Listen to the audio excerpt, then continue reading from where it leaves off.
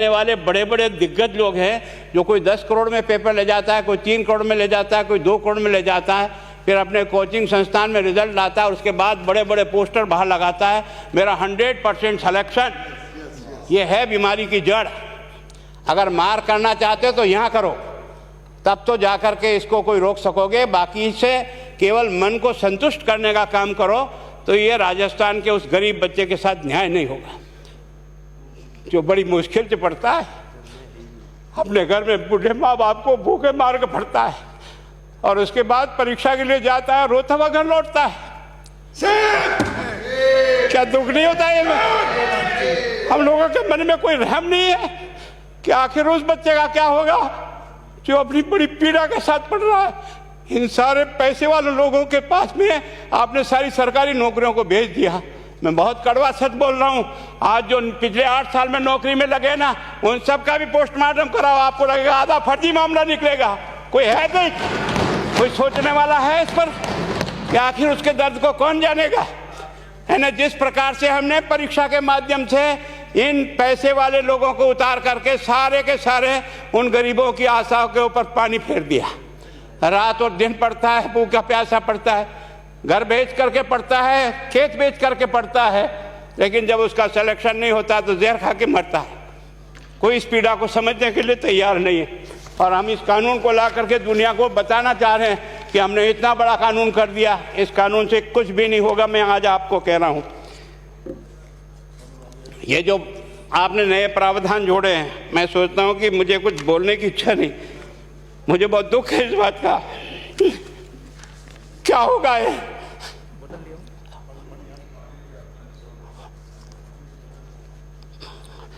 किस तरह की गैंग पालनी है हमने? पानी पिला दो है ना। मैं उस दिन भी पूछा था कि मैंने कहा ये शिक्षा संकुल पे है, जिन लोगों को ड्यूटी पे लगाया, इसको लगाने वाला दोषी कौन है जिसके कारण से पेपर जो है ना काट करके निकाल दिया? ये तो ठीक है, भाग्य हमारा अच्छा था कि सवाई माधोपुर की घटना छूट गई और एसओजी को उसमें हाथ में लग करके कुछ केस लग गया। अगर वो केस नहीं लगता तो आज आपकी सारी नौकरी पर इन सब बड़े बड़े दलालों के स्कूल में पढ़ने वाले बच्चे होते और मेरा गरीब का बच्चा अपना घर लौट के जाता। क्या दुर्भाग्य है।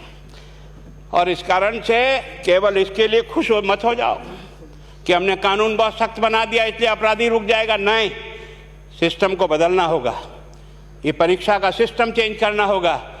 मैं सोचता हूँ कि क्या हम इतने अक्लमंद बैठे हैं, क्या इस व्यवस्था को चेंज नहीं कर सकते? क्या एक ही पेपर हर राजस्थान में 20 लाख बच्चों को दिया जाए? क्या इसका कोई ऑल्टरनेट नहीं हो सकता? इसका ऑल्टरनेट सोचना चाहिए कि हम परीक्षा को टुकड़े टुकड़ों में कैसे कर सकते हैं। जिले के अनुसार पेपर नहीं, एक नहीं हम 25 पेपर बना सकते हैं।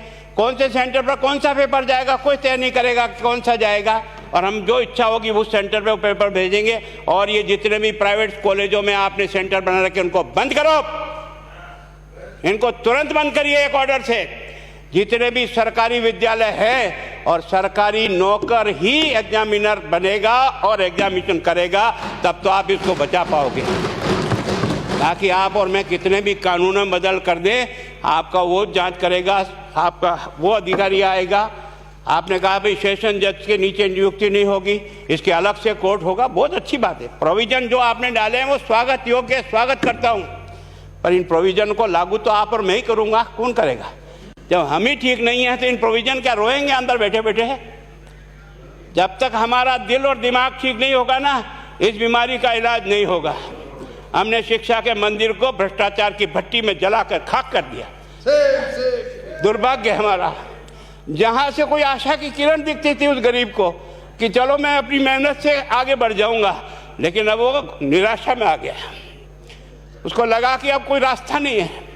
और इस कारण से मैं सोचता हूं कि आप जिस भावना से लाया, मैं आपकी भावना की इज्जत करता हूं, लेकिन केवल आपकी भावना इन बेईमानों को नहीं रोक सकेगी। इसको रोकने के लिए हमको सिस्टम को बदल करके और तुरंत उस पर ध्यान करना चाहिए। कानून 302 का बना हुआ है, क्या मर्डर रुक गए? आप भी जान रहे हो रोज के रोज पोक्सो कोर्ट में आजीवन कारावास हो रहा, क्या व्यभिचार रुक गया? अपराधी को दंड मिल सकता है, अपराध बंद नहीं हो सकता है। अपराध बंद करने के लिए जो सिस्टम होते हैं उस सिस्टम में चलो। एकमात्र इस देश में भ्रष्टाचार की भट्टी में देश जल रहा था। केवल और केवल एक तरह से प्रत्येक व्यक्ति का खाता खुलवाकर देश के प्रधानमंत्री में सारा का सारा बेनिफिट उसका सीधा खाते में डाला। बेईमानों को चोट लगी नहीं लगी। उस तरफ अपना दिमाग बचाओ, उस तरफ अपना दिमाग लगाओ कि इस बीमारी का इलाज कहाँ है और कैसे हो, इस बारे में चिंता करने की कोशिश करो। मैं कई बार इधर सीकर और इधर गया तो मैं सोचता हूँ कोचिंग संस्थान की बिल्डिंग देंगे ना तो टोपी गिर जाए नीचे से। क्या चीज़ है यार, भगवान ने क्या लक्ष्मी वहीं बरसाई है। और जो बाकी संस्थाएं, उसका कारण यह है कि हमने अपनी दुकान को इतनी कमज़ोर कर दी है कि जहाँ बच्चे अच्छी तरह से शिक्षा लेकर के हम जैसे गरीब पढ़ करके यहाँ आ गए, अब वो रास्ते नहीं हैं। और इस कारण से मेरी बहुत विनम्र प्रार्थना है, इस बीमारी का इलाज चाहिए बच्चे को, कानून से नहीं होगा, कानून के अलावा होगा, और उसमें आप करें। धन्यवाद। Thank you. माननीय मंत्री महोदय।